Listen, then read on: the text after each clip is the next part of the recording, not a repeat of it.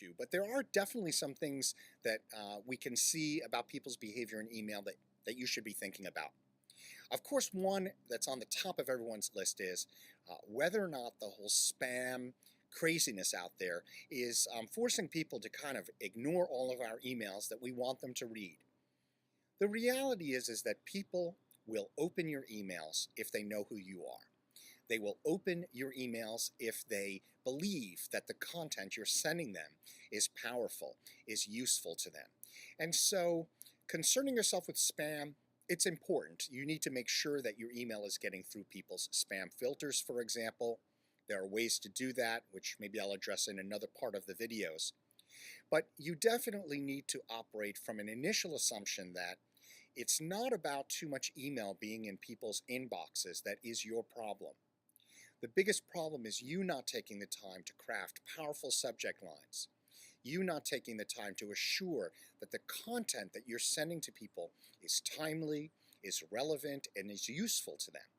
If you take care of your end of the bargain, if you make sure you've got good subject lines, if you send your emails between Tuesday and Thursday instead of over on the weekend when they get clogged up with all kinds of other spam, if you make sure your content is powerful, if you look at your email statistics to see are people opening the emails or not, if they open them, are they clicking on the links to go to where you want them to go? If you're paying attention to that kind of stuff, you don't really need to worry as much about how much email are in people's inboxes. You can't control it anyway, so focus on what it is you can control.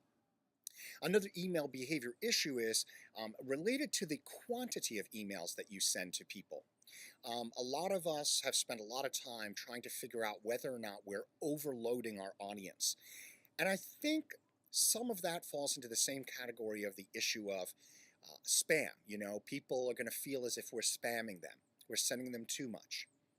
All of the indicators that I can see, and I'm looking at data for different organizations as well as for ours here at Summit Collaborative, is that the more email you send, the more successful you'll be.